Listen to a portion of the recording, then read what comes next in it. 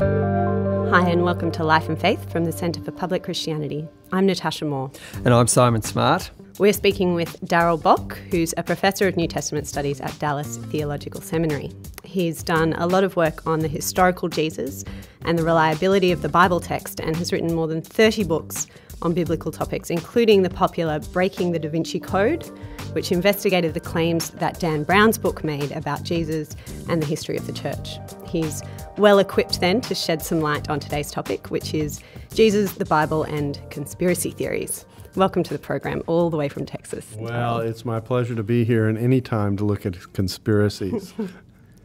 So Darrell, you're a Bible scholar and a Christian. You spend a lot of time thinking about how the Bible's put together and how trustworthy it is, whether we can trust its account of who Jesus is. I'm guessing that you try to keep up with the various challenges to the Christian view of Jesus. So do you find these recurrent challenges energizing, frustrating? They're in some ways fascinating. It's interesting to see how the same stuff kind of gets respun in many ways, because most of what you see you've actually seen before and it's being repackaged or taken from a slightly different angle. But the basic challenges really haven't changed very much in the time that I've been teaching. Nothing new under the sun? Not quite so new. No, the sun just keeps shining. So one recent one has been Reza Aslan's book, Zealot, The Life and Times of Jesus of Nazareth. So Aslan is a professor of religion and of creative writing at the University of California. Can you tell us what's his Jesus like and how plausible a figure do you think he is? Well, this is a book that tries to portray Jesus very much in political terms and is very selective about what it picks in drawing that portrait. And there certainly are political aspects to what it is that Jesus did and sociological aspects to what Jesus did. But it's a very typical book in really stepping back from the more theological aspects of Jesus' teaching and claims. And in that way, it attempts to, I think, neutralize Jesus to some degree and step back from the uniqueness of what it is that he was doing.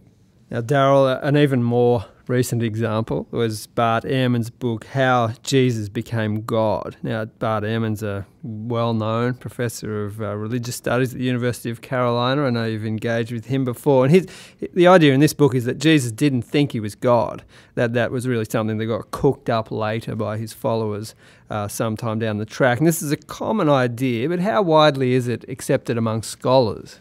Well, there are some scholars who accept this idea. Again, I think that what you often see among scholars is an attempt to keep a respectable Jesus who's a historical figure, but to somehow step back from the uniqueness of the way he's framed in the Christian documents. And so there's an attempt to divide something that very much belongs together. So we'll get Jesus being a prophet. Yeah, we can do that. There are lots of prophets around, Elijah, Moses, they were prophets, that kind of thing. Jesus a Messiah? Maybe. Some will say yes, some will say no. Jesus, Son of God? No way. That's too unique a claim. And so the higher up the Christological scale you go, the higher up the skepticism comes in. Because if you get a Jesus who is unique, then you have to deal with the unique claims of Christianity.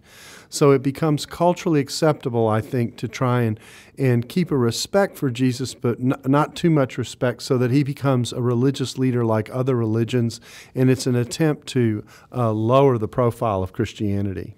Okay, so this is something you would contest, of course, but how much of a challenge is this attempt by Ehrman to bring up what's not a new idea, is it? No, and Ehrman will often say he's not saying anything different than what many scholars are saying. He represents a wing of the conversation that takes place about the New Testament and scholarship. What's frustrating about his books in many ways is that it is very much a one-sided argument. You're only getting one half of the story. You're not getting how people deal with the issues that he raises in incredible kinds of ways. He's kind of dismissive of the responses that come back and say, no, there's a way to put this together that's very different than the way you're doing it. Okay, well, let's look at another one, a very popular topic, the one of Jesus' wife. The most recent kind of scandal around this was when a Harvard professor wrote about a papyrus fragment that had been found where Jesus was recorded as beginning a sentence with the words, my wife. Now, in May of this year, this was shown to be a hoax. Can you comment on the phenomenon, though, the Jesus wife conspiracy theory, which is also part of the Da Vinci Code? You know something about that? I'm not sure I'm quite to the point of saying this is absolutely proven to be a hoax. I think there's a lot of doubt about it. The actual scientific data about the date of the papyrus and the date of the writing makes it a later text than it was earlier purported to be. There's still debate about whether it's a genuine ancient text or whether someone has completely fabricated it, and there's evidence really going both ways on that question. Nonetheless, the idea that even if you have a somewhat ancient authentic text, you have phenomena in Gnostic Christianity that can explain this without being evidence of the fact that Jesus was actually married. In principle, I don't have any problem with the idea of Jesus being married, but there's just no evidence for it. And one of the great indications of this is when this story originally broke in relationship to the Da Vinci Code book, rather, and then my response breaking the Da Vinci Code, I was asked at the time by a website, a prominent website, to write an article on whether I thought Jesus was married, and they asked John Dominic Crossan to also write on the same topic. Now, Crossan and I come from about as opposite a set of the spectrum on historical Jesus as anybody, but on this one we agreed. And I used to say to my classes, when you can get a conservative and a skeptic liberal to agree about something, then the chances are pretty good that's where things lie. If you've just joined us, you're listening to Life and Faith. We're speaking to Professor Darrell Bock about challenges to the Bible's account of Jesus. Darrell, what do you think it is about these kinds of theories? So some of them are almost bordering on conspiracy theories, that's so appealing to people. Why do people want to believe that there's something that's been hidden all these years and we've just found it out? Well, I think there are two elements to it. One is that people just like mysteries. Mysteries are really cool, and to know something that someone else doesn't and have it be discovered is really nice. And so in that sense, they're intriguing. They become intriguing. It's easy to develop a hype around them. But then the second feature is the one I've already mentioned earlier, and that is there's an attempt to communicate a regard for Jesus and a cultural respect for Jesus, but an acceptable cultural respect that will keep you out of all the difficult questions that a unique Christianity would pose to a society. And so it's a safe place to put Christianity, to have Jesus be this, if I can say, controllable Messiah figure. And so what you see is an attempt to reduce who Jesus is as a way of avoiding a whole series of questions that one must face if the claims associated with him are even reasonably close to being true. So you have a book coming out in September called Truth in a Culture of Doubt, Engaging Skeptical Challenges to the Bible. One of the things that you address in that book is the question of contradictions within Scripture. You hear people say this a lot, that the Bible's just full of contradictions. How do you respond to that objection? Well, in one sense, you've got to almost respond one case at a time as opposed to a generic thing. But what you often see skeptics do is say, difference equals contradiction. And what I like to say to people is difference doesn't necessarily equal contradiction. It may represent editorial choice. It may represent the difference between a summarization and a very precise account. There are all kinds of things that can go on in differences between accounts.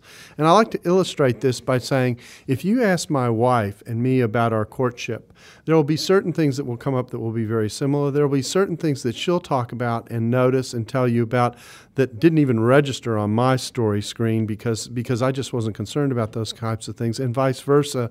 And if you go to put our two stories together without talking to us both at the same time simultaneously, you will have all these contradictions in our story. But I'm still quite married to my wife, who I deeply love, who I was engaged with the courtship, and who we did eventually get together. And the core story of our life is quite obviously bound together in ways that courtship story would reveal. Now, Darrell, there's obviously a lot of skepticism towards the biblical text and the claim that it makes about Jesus, but it's fair to say, isn't it, that if we want to get at what the Bible's really saying and what it has to offer us, you do have to approach this material with at least some degree of open-mindedness, don't you? And what's the sort of advice you give to people, skeptics or otherwise, as they approach this text? Well, I think the hardest thing about the Bible are the claims that it has that God is very active in the world and did unusual things. And so I often say, if you don't believe that God can act in His creation, and if you don't believe that there's the possibility of things like miracles,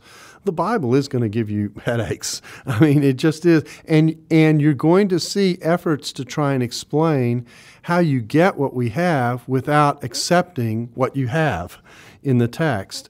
And so part of this openness has to be to the possibility that God may actually have worked in lives of people in special ways, in surprising ways, and being open to that. And actually, there's a lot of good historical evidence for thinking about those kinds of things because people took on all kinds of really heroic kinds of dedication in the midst of responding to what was going on. And we even have testimony from coming outside Christianity with regard to Jesus about the kind of unusual works that He performed, that kind of thing. So there are sand prints in the ground for God having walked with us. I mean, you'd be well aware of this, but one of the things that I think keeps me a believer is this sense that the Bible has been sort of picked to pieces over hundreds and hundreds of years, and yet still stands as a solid, reliable entity with something to say. And it's the thing that often keeps me in there. But do you have some connection with that or resonance with that as someone who's had to do very deep study of the actual text? Yeah, I think that oftentimes what people will say, what people will hear from Christians is it's true because it's in the Bible. And I prefer to reverse that. I think it's in the Bible because it's true. I think if you look at how humanity is described, the honesty with which humanity is described, the honesty of the mess and the turmoil that's in our fallen world, as we say it theologically, but what people say on the street is the world's a mess. And it's actually saying the same thing in a different non-theological way, but it's a quite theological observation. And then you look at how the Bible explains how people abuse and misuse one another and how they can pursue God and a respect for one another that's healthy, and you take the best of what the Bible has to offer, it really sheds a light on reality in a way that I think other works do not. Thinking more broadly about skepticism and challenges to faith, are there any significant challenges that you could tell us about that you've faced in your faith over the years, and how have you come to terms with them, if so? I didn't grow up in a Christian home. I was very much an agnostic growing up, but I wasn't so much of an agnostic that I couldn't get nervous about certain situations in life. And the best story I like to tell is when I went to college to get a potluck roommate. Now, a potluck roommate in college in America means you're going to be living with someone for a year that the university picks out for you as opposed to you selecting who you're going to live with for a year. It's a little bit like getting married without an engagement. And so in that sense, I was an agnostic at the time, and I prayed this prayer. God, I don't know if you exist, but if you do, please give me anybody but a Bible-carrying Southern Baptist for my roommate because I want to enjoy my college years. Amen. That was literally the whole prayer. Well, when I got to SMU and opened the door, there was a Bible sitting on this trunk. My roommate wasn't in the room yet, but his name was Doug Mickey. He was from Atlanta, Georgia. That's from the South. And I didn't have to ask his denomination because actually what I discovered later is he was Doug Mickey, and he had attended the First Baptist Church of Atlanta, Georgia. And he was definitely a Bible-carrying Southern Baptist. And I learned the answer to the question, does God answer the prayer of unbelievers? The answer is definitely yes. He answered mine by answering it definitely no. And so in that sense, what we see is God's engagement with our lives. And what I came to appreciate is what Christians were telling me about how life works and the way God interacts with us in the creation. I actually saw in something that God did in the midst of my life when I was in the midst of skepticism and doubt to assure me that He was very interested in drawing me to Himself. Well, it's wonderful to hear that story. Wonderful to have your expertise on these issues, Darrell. So thanks very much for joining us. It's my pleasure as always.